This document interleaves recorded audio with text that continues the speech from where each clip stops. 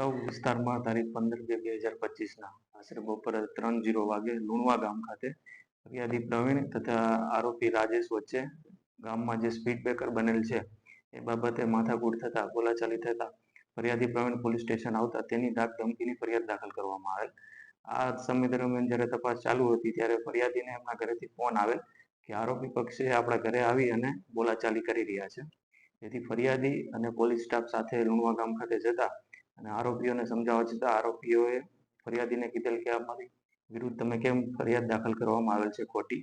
તો આ બાબતે એકદમ ટોળું ઉશ્કેરાઈ જઈ અને પથ્થરમારો શરૂ કરવામાં આવેલ.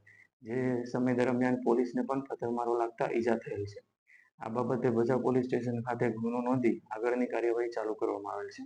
જેમાં 22 આરોપી નામજોગ અને બીજા 60 થી 70 અજાણ્યા માણસોનું ટોળું હતું. અને આ બાબતે કુલ 7 જેટલા આરોપીઓને હાલ રાઉન્ડ અપ કરવામાં આવેલ છે.